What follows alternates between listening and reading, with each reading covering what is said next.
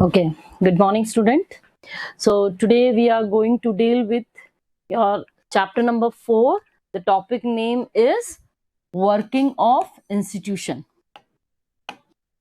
Okay, so this is your chapter number 4 of your book, political book. Okay, so in this chapter, what we are going to discuss, let us see the overview. Overview देख लेते हैं. Democracy is not just about people electing their rulers, है ना. Democracy का मतलब सिर्फ यही नहीं है कि हमने इलेक्शंस किए और अपना जो रूलर है उसको इलेक्ट कर लिया और हो गया, है ना. इसमें और क्या क्या होता है देखिए. In a democracy the ruler have to follow some rules also, है ना. कुछ प्रोसीजर्स होते हैं, कुछ रूल्स होते हैं जो कि यहाँ पर लोगों को, रूलर्स को फॉलो करने होते हैं. इसके अलावा they have to work with and within institution. और यहाँ पर ऐसा नहीं है कि वो खुले ही अपना जो है रूल चलाते हैं और किसी भी लिमिटेशंस में नहीं रहते हैं, बल्कि उनको क्या करना होता है, एक इंस्टीट्यूशन के अंदर रहकर ही काम करना होता है. This chapter is about the working of such institution in a democracy. और इस चैप्टर के अंदर हम उन्हीं इंस्टीट्यूशंस के बारे में जो कि डेमोक्रेसी में है उनके बारे में पढ़ेंगे. Okay, We tried to understand this by looking at by the manner in which major decisions are taken and implemented in our country. हम इस चैप्टर में ये भी पढ़ेंगे कि उस इंस्टीट्यूशंस के अंदर किस तरीके से देखेंगे कि जो भी डिसीजंस होते हैं वो लिए जाते हैं और उनको किस तरीके से इम्प्लीमेंट किया जाता है.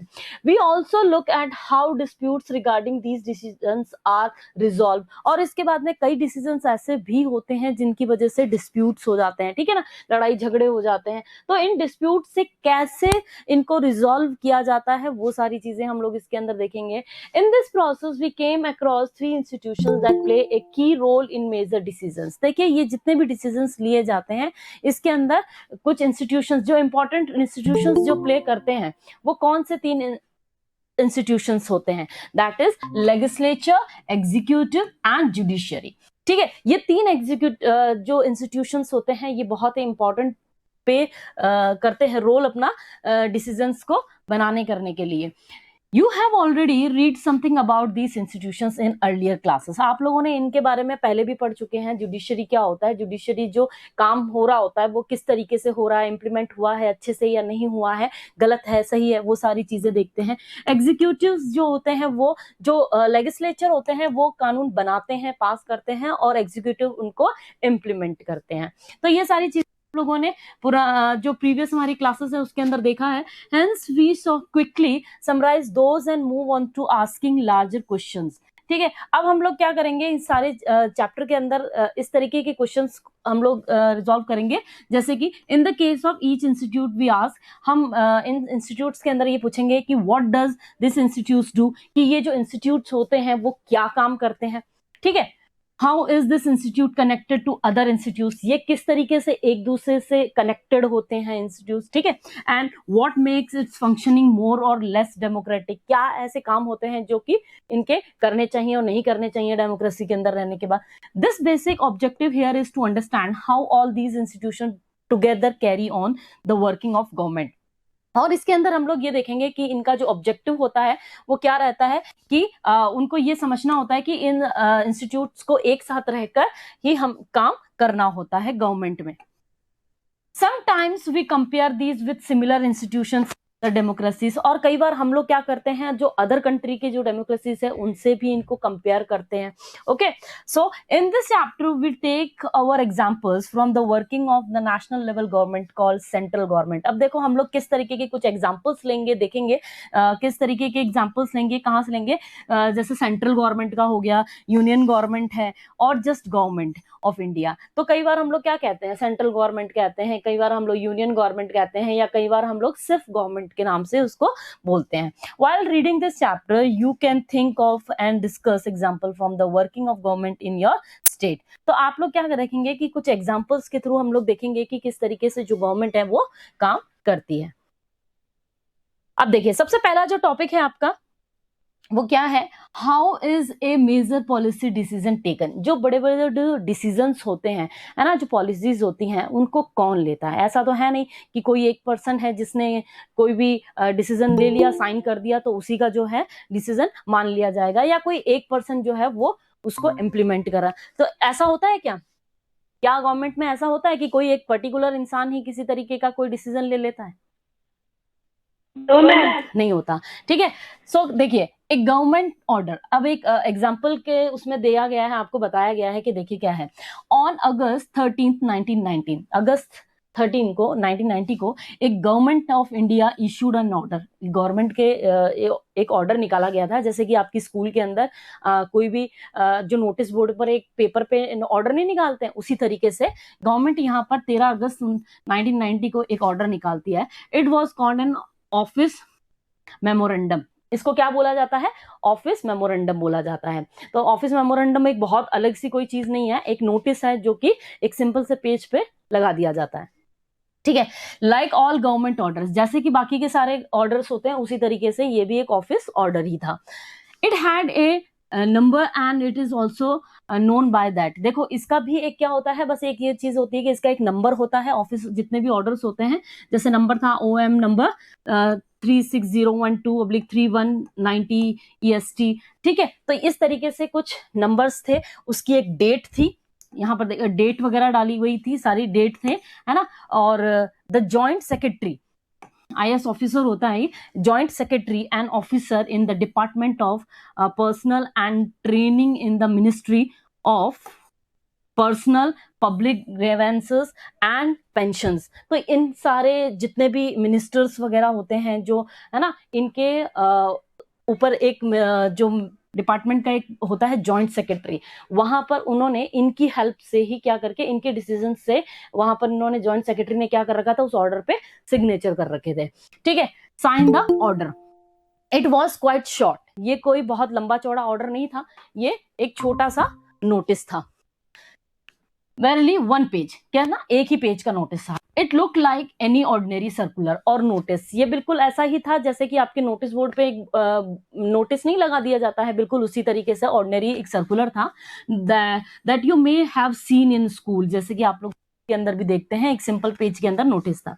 The government issued hundreds of order every day in different matters. देखो गवर्नमेंट बहुत सारे अपने ऑर्डर्स निकालती रहती है, हंड्रेड्स ऑफ ऑर्डर्स हर दिन निकालती रहती है डिफरेंट डिफरेंट मैटर्स पे। But this one was very important, लेकिन ये बहुत ही इंपॉर्टेंट था अपने आप में। And become a source of controversy of several years, यानी कि ये एक कंट्रोवर्सी का बहुत बड़ा पॉइंट बन चुका था, क्योंकि इस ऑर्डर के निकलने के बाद में लोगों में बहुत ज्यादा दंगे हुए, बहुत ज्यादा फसाद हुए ना, वायलेंट हो गए थे, यहाँ तक कि लोगों ने अपने आप को भी जला लिया था। ठीक है। और ये काफी सालों तक चलता रहा। Let us see how the decisions were taken and what happen later. देखो किस तरीके से डिसीजंस लिए जाते हैं और डिसीजंस के बाद में क्या होता है वो देखते हैं। देखिए ये इस तरीके का नोटिस था,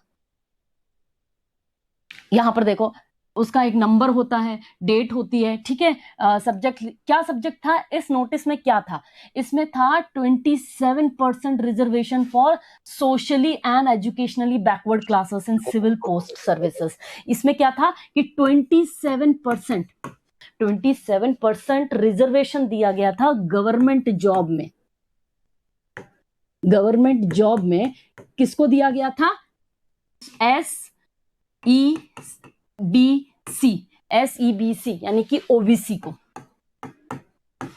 को, 27% रिजर्वेशन दे दिया गया था गवर्नमेंट जॉब के अंदर, socially and educationally backward classes को। ओके, ये दिया गया था 27%। तो इसकी वजह से क्या हो गया था, काफी ज्यादा कंट्रोवर्सी हो गई थी कंट्री के अंदर। इसमें क्या होता है कि देखो in a multiple undulating society like ours early achievement of the objective of social justice as addressed in the constitution is a must. The second backward classes commission called a Mandal commission, और इसको क्या बोला गया था, मंडल commission के नाम से जाना जाता है। ठीक है। और ये इंप्लीमेंट किया गया था, रिपोर्ट बनाई गई थी 1980 को, 31 दिसंबर 1980 को ये बनाई गई थी। इसके अकॉर्डिंग क्या था, SEBC को सिविल पोस्ट्स के अंदर, सिविल सर्विसेज के अंदर यहाँ पर 27% रिजर्वेशन दे दिया गया था, ये था। अब देखो इसको किस तरीके से किया जाता है, पूरा क्या क्या रहता है प्रोसीजर। इस नोटिस में क्या था, this order announce a major policy decisions. देखो ये जो ऑर्डर था यहाँ पर एक बहुत बड़ी पॉलिसी जो थी वो निकाली गई थी, सुनाई अनाउंस की गई थी। It said that 27% of the vacancies, कितनी 27% of the vacancies, 27% reservation in civil post and services under the government of India are reserved for the socially and educationally backward classes। ठीक है, socially and educationally backward classes थी। कई ऐसे लोग थे, देखो SC ST को तो पहले से ही मिल रहा था रिजर्वेशन, है ना, उनका कोई वो नहीं था, लेकिन उसके अलावा भी ऐसे भी कई लोग थे जिनको एजुकेशन प्रॉपर नहीं मिल रही थी, वो पिछड़े हुए थे, है ना, अदर बैकवर्ड क्लासेस वगैरह के लोग जो थे उनके लिए ये पॉलिसी जो थी वो निकाली गई। SEBC is another name for all those people who belong to caste that are considered backward by the government. The benefit of job reservation was till then available only to scheduled classes and scheduled tribes. देखिए इससे पहले scheduled ST और SC किसको दिया जाता था, ST और SC को, शेड्यूल्ड ट्राइब्स और शेड्यूल्ड कास्ट को ही रिजर्वेशन दिया जाता था। Now a new third category called SEBC, अब एक नई कैटेगरी आ गई थी SEBC, क्या है, social educationally backward classes was introduced. Only persons who belong to backward classes were eligible for this quota of 27% jobs. अब इसके अंदर ऐसा नहीं है कि सारे के सारे ही लोग जो थे वो थे, यहाँ पर वही लोग थे जो कि बैकवर्ड थे, एजुकेशनली बैकवर्ड थे, उनको और जो फाइनेंशियली भी जो नहीं ज्यादा कर पा रहे थे उन लोगों के लिए ही एलिजिबल था कुछ पर्टिकुलर कास्ट के अंदर। Other could not complete for these jobs, ठीक है, दूसरों को इसके अंदर नहीं लिया जा रहा था। अब देखेंगे कि ये था क्या। डिसीजंस मेकर्स कौन होते हैं जो इन डिसीजंस को लेते हैं, तो कौन थे,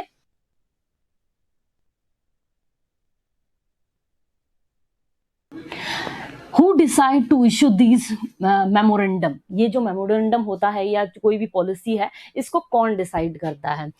Clearly, such a big decision could not have been taken by the person who signed that documents। ऐसा तो नहीं है कि कोई एक पर्सन है जिसने सेक्रेटरी ने नीचे साइन कर दिया और उसी ने डिसीजन दे दिया। क्या ये पॉसिबल है, क्या ये पॉसिबल है कि कोई भी जो सिंगल पर्सन है जिसने सिग्नेचर कर दिया उस पॉलिसी पे वही आपका डिसीजन मेकर हो गया? बिल्कुल नहीं। ठीक है, तो the officer was nearly implementing the instructions given by the minister of person public governance and pensions of which the department was a part.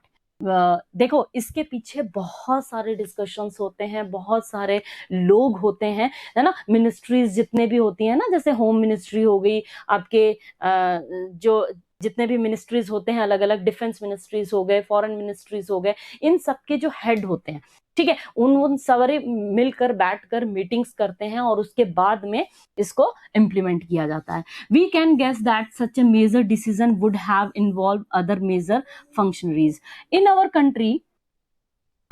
our country. You have already read in the previous classes about some of them. Let us go over some of the main points that you covered then। देखो जो previous class के अंदर आप लोग पढ़ चुके हो, functions वगैरह पढ़ चुके हो, वो एक बार देख लेते हैं क्या है। देखो, president is the head of the state। Now here is state। what is state? President is the head of state. State का मतलब क्या होता है, यहाँ पर स्टेट का मतलब ये नहीं है कि गुजरात हो गया, राजस्थान हो गया, या है ना आपका महाराष्ट्र हो गया, ये नहीं है स्टेट। यहाँ पर स्टेट का मतलब है पूरी कंट्री। कंट्री को कई बार क्या कहा जाता है, इंग्लिश के अंदर स्टेट बोला जाता है। ओके, सो कई बार 1 मार्क के अंदर भी क्वेश्चन आ जाता है, तो who is the head of the state? That is president। okay, and is the highest formal authority in the country। Formal authority यानी कि फॉर्मल हेड जो होता है कंट्री का वो कौन होता है? प्रेसिडेंट होता है। ठीक है, ये ऐसा नहीं है कि इनके पास में बहुत ज्यादा जो वर्किंग पावर होती है वो इनके पास इतना नहीं होती, ये फॉर्मल हेड होते हैं। लेकिन अगर हम बात करें प्राइम मिनिस्टर जो होते हैं ना, head of the government and actually exercises all government powers. जो जितना भी वर्किंग पावर होती है गवर्नमेंट की वो सारी की सारी किसके हाथों में होती है? प्राइम मिनिस्टर के हाथों में होती है ना। He takes most of the decision in the cabinet meetings. Cabinet meetings में क्या होता है, कैबिनेट मीटिंग के अंदर कौन कौन बैठता है, देखिए कैबिनेट्स जो होते हैं जैसे कि फॉरेन मिनिस्ट्री हो गई के जो हेड होते हैं, होम मिनिस्टर जो होते हैं उनके हो गया, या एजुकेशन मिनिस्ट्री के जो हेड होते हैं ना, अलग अलग जो डिपार्टमेंट होती हैं मिनिस्ट्रीज की, उनका जो हेड होते हैं उनकी एक मीटिंग होती है जिसे हम क्या कहते हैं, कैबिनेट मीटिंग कहते हैं। तो उनकी प्राइम मिनिस्टर के साथ में मीटिंग होती है। ओके, समझ में आया यहाँ पे आपको? Yes ma'am. Okay, parliament consist of the Yes, ma'am. President and 2 houses. देखो पार्लियामेंट में क्या होता है, पार्लियामेंट आपको सबको पता है, संसद जो होती है उसी को हम लोग पार्लियामेंट कहते हैं। उसमें क्या होता है, उनमें प्रेसिडेंट होते हैं एंड 2 संसद हाउसेस। हाँ, लोकसभा एंड राज्यसभा। उसमें क्या होता है, एक लोकसभा होती है और एक राज्यसभा होती है। Okay, the prime minister must have the support of A majority of Lok Sabha member. Prime minister का कैसे बनते हैं, जो लोकसभा के जो मेंबर्स होते हैं, लोकसभा के जो मेंबर्स की मेजोरिटी मिलने पर प्राइम मिनिस्टर को चुना जाता है। ओके, अब देखिए, this office memorandum was the culmination of a long chain of events. देखो किसी भी ऑफिस कोई भी ऑर्डर अगर निकलता है तो उसके पीछे क्या होता है, एक बहुत बड़ी चेन होती है। कोई भी एक पर्सन बैठकर किसी भी तरीके का डिसीजन नहीं लेता है, ठीक है। The government of India had appointed the second backward classes commission इन 1979। अब देखो गवर्नमेंट ऑफ इंडिया ने क्या करा था, एक बैकवर्ड क्लासेस कमीशन बनाया था। क्या किया था, बैकवर्ड क्लासेस कमीशन बनाया था 1979 के अंदर गवर्नमेंट ने। It was headed by BP Mandal, और इसको हेड कौन कर रहा था, बीपी मंडल हेड कर रहा था। ध्यान रखिएगा, इन्हीं के नाम पर फिर इसका नाम पड़ता है। Hence it was popularly called the Mandal commission. और इसको क्या बोल दिया गया था, क्योंकि बीपी मंडल जो थे वो हेड थे, इसलिए इसे क्या नाम दे दिया गया, मंडल कमीशन नाम दे दिया गया। It was also to determine the criteria to identify the socially and educationally backward classes in India and recommended steps to be taken for their advancement. अब देखो इनका क्या काम था, इनको ये काम दिया गया, ये बोला गया कि आप जाइए सोसाइटी में देखिए कि कौन सी ऐसी कास्ट है जो सोशली एंड एजुकेशनली बैकवर्ड है। ओके, फिर इसमें ये बताया गया कि ये एक रिकमेंडेड दिया गया था कि उनको ये बोला गया कि फिर ऐसे स्टेप्स उठाने हैं ताकि इन कास्ट को जो कि बैकवर्ड है एजुकेशनली और सोशली एंड एजुकेशनली, जो बैकवर्ड क्लासेस है, इनके लिए क्या स्टेप्स उठाए जाए जो उनको आगे लाया जाए। ठीक है, तो इसमें क्या किया गया, the commission gave its report. इस कमीशन ने एक रिपोर्ट दी थी 1980 में। अपनी रिपोर्ट कब दी, 1980 में। एंड मेड मेनी रिकमेंडेशंस, और बहुत सारे रिकमेंडेशन। अभी देखिए रिकमेंडेशन है, कोई लॉ नहीं पास हुआ है अभी, ये क्या थी, रिकमेंडेशंस थी। One of these was that 27%, ऐसे तो बहुत सारे रिकमेंडेशंस आई थी, लेकिन उसमें से एक इंपॉर्टेंट रिकमेंडेशन ये था कि 27% जो है of government jobs will reserve for the socially and educationally backward classes. ये एक रिकमेंडेशन था, मैं फिर कह रही हूँ, कोई लॉ नहीं बना था अभी भी, है ना। तो यहाँ पर ये दिया गया कि 27%, कितना, 27% रिजर्वेशन दिया जाए SEBC को, यानी कि सोशली एजुकेशनली बैकवर्ड क्लासेस को दिया जाए। The report and recommendations were discussed in parliament. ये जो जितने भी रिकमेंडेशंस थी ये डिस्कस की गई, कहां पर डिस्कस करी गई, पार्लियामेंट के अंदर डिस्कस करी गई। इसके साथ और भी बहुत सारी रिकमेंडेशंस थी। फॉर सेवरल इयर्स, काफी टाइम तक, many parliamentarians and parties kept demanding the implementation of the commissions recommendations. देखो काफी टाइम तक फिर बहुत सारे ऐसे पॉलिटिशियंस रहे थे और पार्लियामेंट्री के अंदर ये जो रिकमेंडेशंस थी इनकी डिमांड होने लगी कि इसको अब क्या कर दिया जाए, इम्प्लीमेंट कर दिया जाए कमीशन मंडल को। ठीक है, then come the Lok Sabha election. लेकिन होता क्या है, कोई सॉल्यूशन नहीं निकलता। फिर आता है लोकसभा इलेक्शन। अब देखो क्या आता है, then come the Lok Sabha election of 1989, sorry, ठीक है, 1989 के अंदर लोकसभा के इलेक्शंस होते हैं। अब देखो, in its election manifesto the Janata Dal Janata Dal का क्या मैनिफेस्टो था, मैंने आपको पहले भी एक चैप्टर के अंदर बताया था कि जब भी इलेक्शंस होते हैं तो लोगों की क्या डिमांड होती है, उन पॉइंट्स पे इशू बनाया जाता है या उन पॉइंट्स को रखा जाता है ना, उसके बेसिस पे लोग जो हैं वो इलेक्ट करते हैं, यानी कि जो वोटर्स जो होते हैं उनको अट्रैक्ट करते हैं। तो यहां पर भी क्या हुआ, 1989 के अंदर जब इलेक्शन आए लोकसभा के, तो जनता दल पार्टी ने क्या प्रॉमिस किया कि that if voted to power, अगर उनको वोट दे दिया जाएगा, it would implement the Mandal commission report. तो ये क्या कर देंगे, इंप्लीमेंट कर देंगे मंडल कमीशन रिपोर्ट को। और मंडल कमीशन रिपोर्ट के अंदर मेन जो रिकमेंडेशन था वो क्या था, 27%। क्या था, 27% रिजर्वेशन होगा, किसके लिए, SEBC को मिलेगा। ओके, तो the Janata Dal did form the government after this elections. अब क्या हो गया, जनता दल जो थी वो इलेक्शंस जीत गई, ठीक है। इट्स लीडर VP सिंह, कौन था लीडर, VP सिंह जो थे वो लीडर थे, बिकम द प्राइम मिनिस्टर, और ये क्या बन गए, प्राइम मिनिस्टर बन गए। Several developments took place after that, इनके बाद, इनके प्राइम मिनिस्टर बनने के बाद में बहुत सारे जो है डेवलपमेंट किए गए, काफी इन्होंने काम किया, ठीक है। द प्रेसिडेंट ऑफ इंडिया, अब देखो, the president of India in this address to the parliament announce the intention of the government to implement the recommendations of the Mandal commission. अब प्रेसिडेंट जो थे वो इंडिया के, उन्होंने पार्लियामेंट के अंदर एक अनाउंसमेंट किया कि जो मंडल कमीशन का जो रिकमेंडेशंस है उसको क्या कर दिया जाएगा, इम्प्लीमेंट किया जाएगा। ऑन 6 अगस्त 1990, कब, on 6th August 1919 the Union Cabinet took a formal decision to implement the recommendation। यहाँ पर यूनियन कैबिनेट ने मिलकर क्या किया, एक फॉर्मल एक तरह से डिसीजन लिया कि इसको इंप्लीमेंट किया जाए, किसको, रिकमेंडेशन को, किसकी, मंडल कमीशन की। नेक्स्ट डे, उसके बाद क्या हुआ, next day prime minister VP Singh inform the parliament about this decision through state in both the houses of parliament. देखो जो दोनों हाउसेस थे, लोकसभा और राज्यसभा में, वहां पर दोनों ही जगह पर इस डिसीजन के बारे में बताया गया प्राइम मिनिस्टर के थ्रू पार्लियामेंट के अंदर, ठीक है। The decision of the cabinet was sent to the, जो डिसीजन लिया गया था कैबिनेट का, वो किसको भेज दिया गया, department of personal and training, ठीक है, सारे डिपार्टमेंट्स के अंदर उसको भेज दिया गया। द सीनियर ऑफिसर्स को भेज दिया गया of the department draft an order in line with the cabinet decision and took the ministers approval, ठीक है, सारे मिनिस्टर्स का अप्रूवल ले लिया गया और जो ड्राफ्ट करके सीनियर ऑफिसर्स वगैरह डिपार्टमेंट को भेज दिया गया।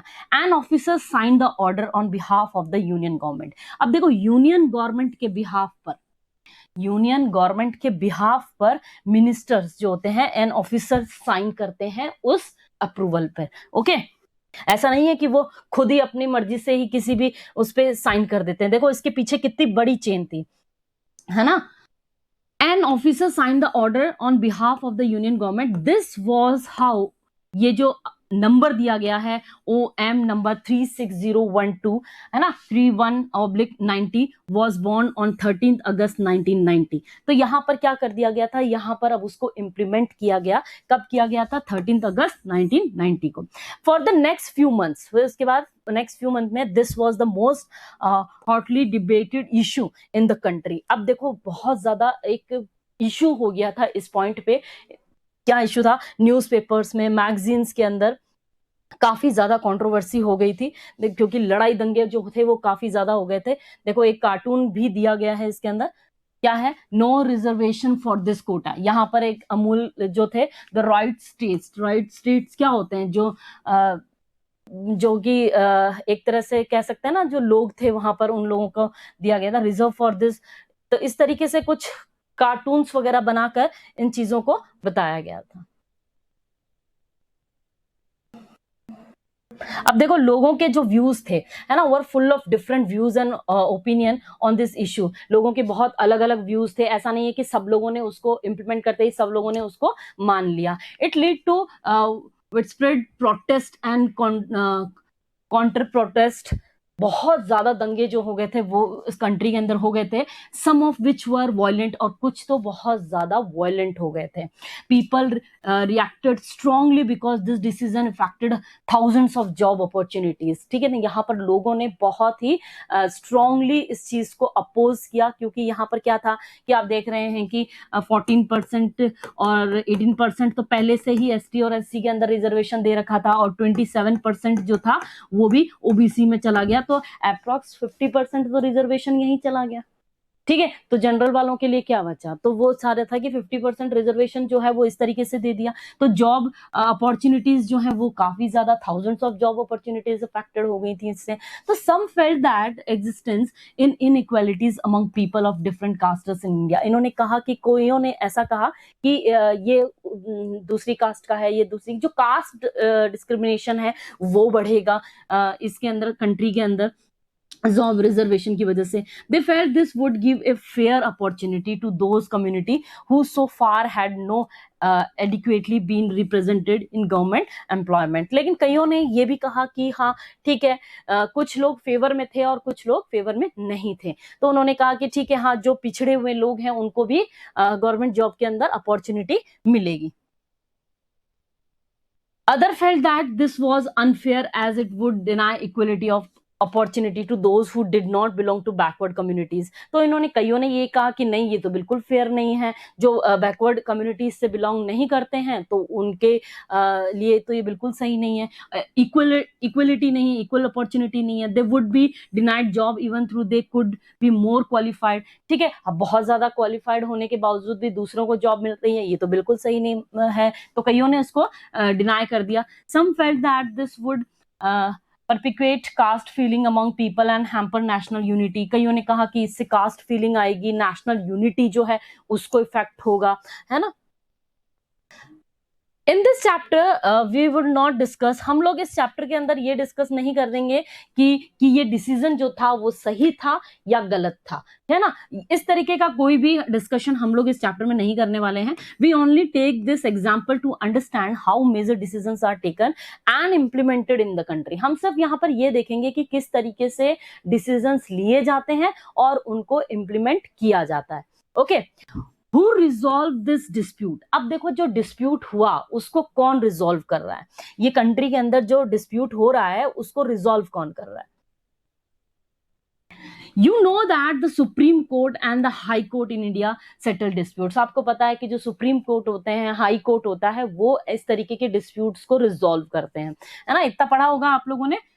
Arising out of governmental decisions, जितने भी गवर्नमेंट के डिसीजंस की वजह से जितने भी इस तरीके के जो डिस्प्यूट्स होते हैं उनको सुप्रीम कोर्ट जो होता है वो और हाई कोर्ट वगैरह जो होते हैं वो सेटल्ड करते हैं. Some person and association oppose to this order filed in number of cases in the court. देखो, कई लोग जो थे वो इस के अपोज थे, है ना, इस पॉलिसी के अपोज थे, और उन्होंने बहुत सारे जो केस हैं जो फाइल किए थे, वहां पर नंबर ऑफ केसेस वहां पर फाइल हुए थे कोर्ट के अंदर. They appeal to the courts to declare the order invalid. उन्होंने ये बोला कि इस जो डिसीजन लिया गया है इसको क्या कर दिया जाए, इसको डिक्लेयर कर दिया जाए, इनवैलिड डिक्लेयर कर दिया जाए, स्टॉप कर दिया जाए, है ना. इस इंप्लीमेंटेशन को क्या कर दिया जाए, स्टॉप कर दिया जाए. The supreme court of India, जो सुप्रीम कोर्ट था इंडिया का, bounced all these cases together. उन्होंने क्या करा, सारे जो केसेस थे वो एक साथ लिए,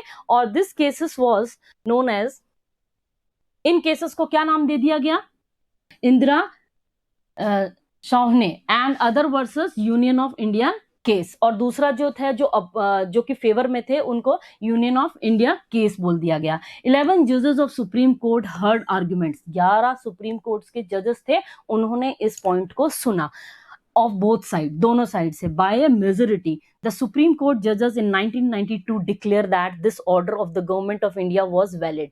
फिर 1992 के बाद में ये सारी चीजें, सारे डिस्कशंस होने के बाद में ये डिक्लेयर किया गया कि जो ये पॉलिसी ली गई है वो क्या है, वैलिड है. ठीक है, 11 के 11 जजों ने मिलकर, जो जज थे उन्होंने मिलकर इस पॉलिसी को क्या बताया, वैलिड बताया।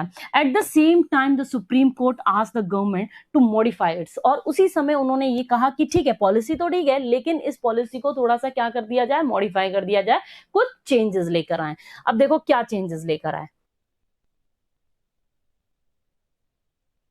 Original order, it said that well-to-do person among the backward classes should be excluded from getting the benefit of reservation। अब देखो कई ऐसे थे ना जो बैकवर्ड क्लासेस में थे, लेकिन उनकी जो सैलरी थी, जो बिजनेस कर रहे थे या बहुत कहीं ना कहीं जॉब कर रहे थे। अब सपोज करो कि कोई SEBC का पर्सन है ना, उसकी इनकम है 50 लाख, 50 लाख है, तो इसका मतलब ये थोड़ी ना है कि इसको उस जो पॉलिसी का बेनिफिट है वो मिलेगा यहाँ पर, नहीं। तो यहाँ पर ये बोला गया कि जो सोशली एंड एजुकेशनली बैकवर्ड है, लेकिन वहां पर अगर उसकी इनकम अच्छी है तो उसको उस बेनिफिट को नहीं दिया जाए। ओके, तो रिजर्वेशन जो है बेनिफिट का वो उसे नहीं मिलेगा। Accordingly the department of personal and training issued another office memorandum on 8 सितंबर 1993। फिर 8 सितंबर 1993 को एक मेमोरेंडम निकाला गया, ऑफिस मेमोरेंडम, यानी कि एक नोटिस निकाला गया। द डिस्प्यूट दस came to an end and this policy has been followed since then। ठीक है, अब उसके बाद क्या हो गया कि जो कुछ मॉडिफाई करके उस रूल को निकाला गया 1993 के अंदर, उसकी वजह से क्या हो गया, जो भी डिस्प्यूट चल रहा था कंट्री के अंदर वो एंड हो गया और इस पॉलिसी को इंप्लीमेंट किया गया। यहां तक समझ में आया आपको? Yes, ma'am. अब यहां से अपन कल स्टार्ट करें नीड फॉर पॉलिटिकल इंस्टीट्यूशन। कोई भी डाउट है आप लोगों को प्रीवियस अब तक जो मैंने पढ़ाया आपको? No, ma'am. ओके।